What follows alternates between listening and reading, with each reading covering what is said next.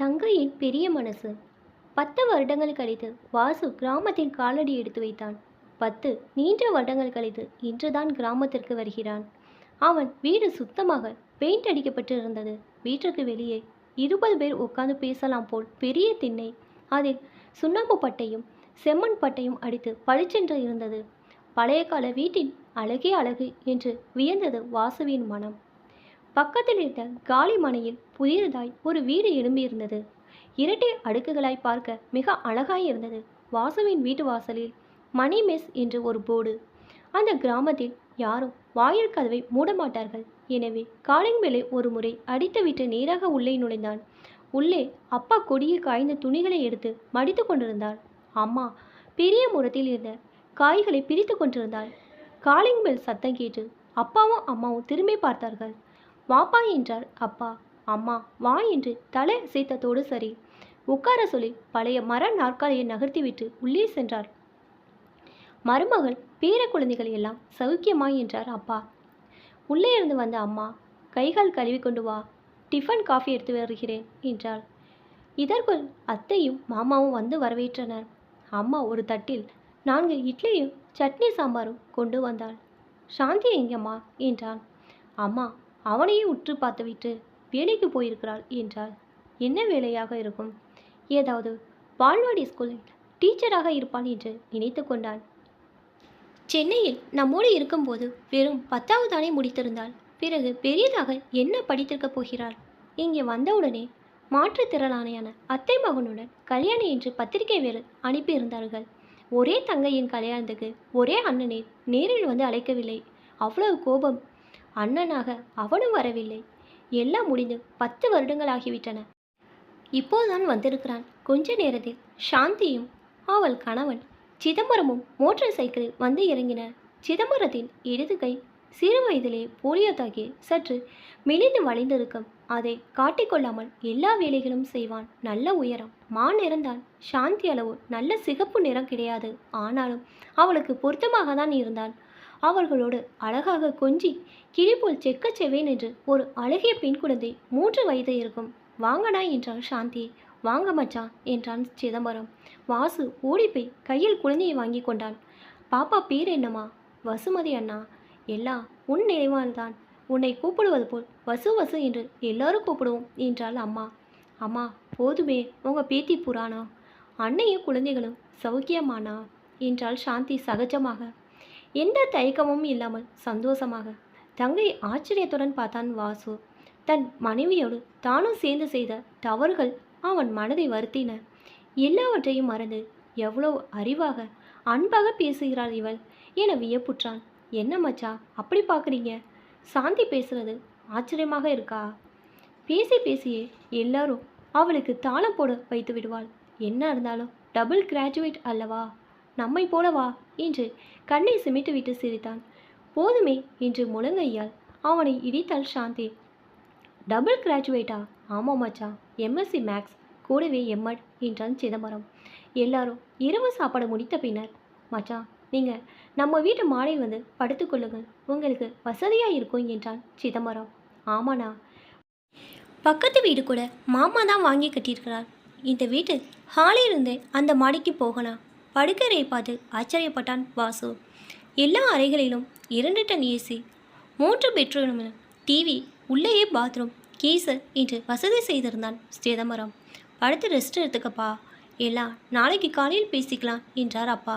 அடுத்த நாள் காலை 8 மணிக்கு தான் கண் விழித்தான். கையில் காஃபியோடு கதவை தட்டினான் சாந்தி. அண்ணா காஃபி சாப்பிட்டுட்டு இங்கேயே குளித்து விடுங்க, கீசரெல்லாம் வேலை செய்யும். நான் டிஃபனை மேலேயே எடுத்து வந்து விடட்டுமா என்றால். வேண்டாமா, குளித்துவிட்டு நானே கீழே வருகிறேன். மாப்பிள்ளை இறந்து விட்டாரா? மாமா கொஞ்சம் அத்தைக்கும் அம்மாவிற்கும் கீழே மெஸ்ஸில் உதவி செய்துவிட்டு பக்கத்தில் உள்ள தன் ஒர்க் ஷாப்க்கு போயிருக்கிறார். மெஸ் என்றான் வாசு. ஆமாண்ணா, அம்மாவும் அத்தையும் பொழுது போகாமல் தான் அதை தொடங்கினார்கள். இப்போது அதில் போதுமான அளவு வருமானம் வருகிறது. மே வேலைக்கு மட்டும் ஒரு அம்மாவை வைத்திருக்கிறோம். மெஸ்ஸிலிருந்து வந்த இட்லியும் வடையும் சாப்பிட்டான். அருமையாக இருந்தது. இந்த வயதிலும் இந்த 4 பெரியவர்களும் சும்மா உட்காந்து வீண் கதை பேசாமல் சுறுசுறுப்பாக வேலையில் ஈடுபட்டிருப்பதை வியப்புடன் பார்த்தான். அண்ணா, நான் இவர் ஒர்க் ஷாப் பார்த்துட்டு அப்படியே நிலத்தை கொஞ்சம் வேலை இருக்குது போய் வரலாமா? சிதம்பரத்தின் ஒர்க் ஷாப் பெரியதாகவே இருந்தது, சுத்தமாக இருந்தது. 4 கார்களும் ஒரு லாரியும் பழுது பார்ப்பதற்காக நிறுத்தி வைக்கப்பட்டிருந்தது. 2 பேர் வேலை செய்து கொண்டிருந்தார்கள். சிதம்பரம் அப்போதான் ஒரு காரில் பெரியவருடன் வந்து இறங்கினான். பழுது பார்த்தல், சர்வீஸ் சார்ஜ், உதிரி பாகங்கள் என்று விவரமாக 7,000 ரூபாய்க்கு அவன் பில் போட்டு கொடுத்தான். பெரியவர் மறுபேச்சு இல்லாமல் செக்கை கொடுத்து விட்டு போனார். மாமா, நானும் அண்ணாவும் நம் தோட்ட வரைக்கும் வாக் போயிட்டு வருகிறோம் என்று சொல்லிவிட்டு வாசுவுடன் புறப்பட்டாள். சாந்தி, சரி அப்படியே அங்கே வாட்ச்மேனிடம் நான் சொன்னதை மறக்காமல் சொல்லிவிடு என்றான் சிதம்பரம். மாந்தோப்பு, தென்னந்தோப்பு, வாழைத்தோப்பு, நெல், கரும்பு விளை நிலம் என்று எல்லாமாக 15 ஏக்கர் நிலம் இருந்தது. நிலத்தின் ஓரமெல்லாம் பனைமர வேலி போல் இருந்தது. 2 பெரிய கிணறுகள் நீர் நிறைந்து இருந்தன. பம்பு செட்டில் இருந்து இறைந்த தண்ணீர் வாய்க்கால் வழியாக வயலின் எல்லா இடங்களுக்கு பாய்ந்து கொண்டிருந்தது.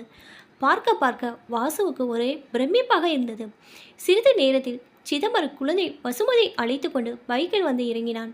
வாசுவுக்கு சிதம்பரத்தின் வளர்ச்சி ஆச்சரியமாக இருந்தது.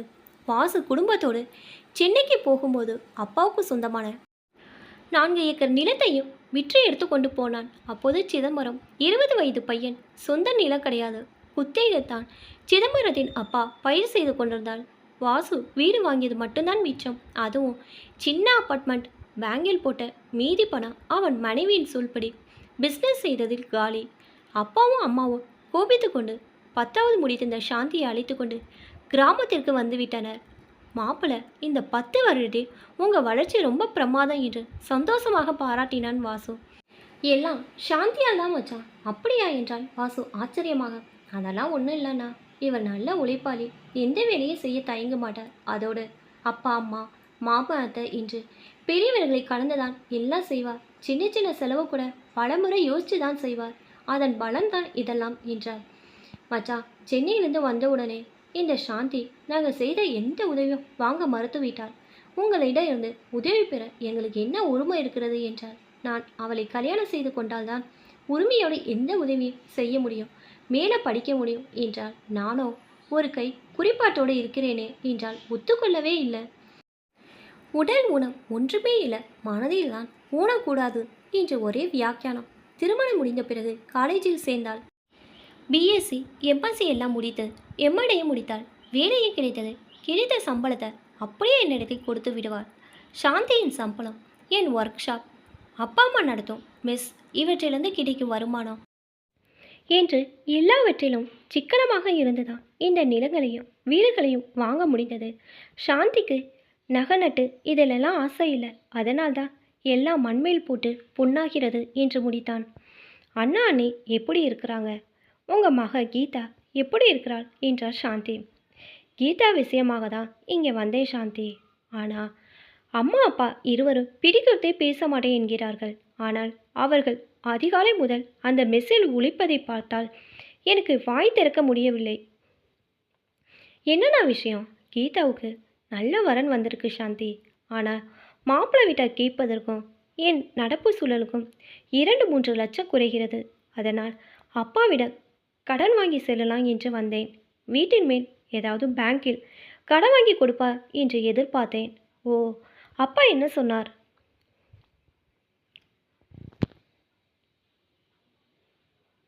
கேட்டேன் சாந்தி. வீடு உன் பெண் வசுமதி பேரில் கிரயப்பத்திரம் செய்து விட்டதாகவும் ஏற்கனவே எனக்கு நிலம் விற்று கொடுத்து விட்டதால் வேறு ஏதும் செய்வதற்கில்லை என்று கைவிடுத்து விட்டார்.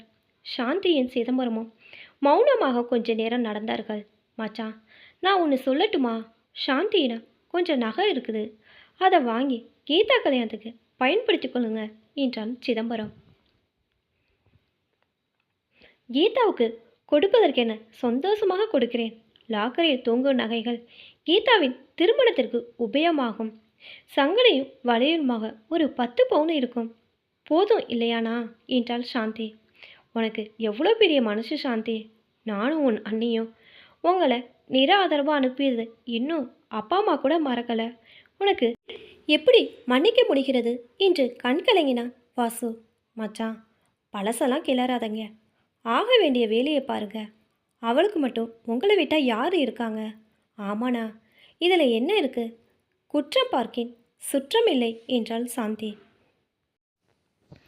இப்போ தான் என்னோட சேனல் ஃபஸ்ட் டைம் பார்க்குறீங்கன்னா சப்ஸ்கிரைப் பண்ணிக்கோங்க. பக்கத்தில் இருக்க பெல் ஐக்கனை ப்ரெஸ் பண்ணிக்கோங்க. அப்போ தான் நான் ஒவ்வொரு தடவை வீடியோ போடும்போதும் உங்களுக்கு நோட்டிஃபிகேஷனில் வரும். தேங்க்ஸ் ஃபார் வாட்சிங்.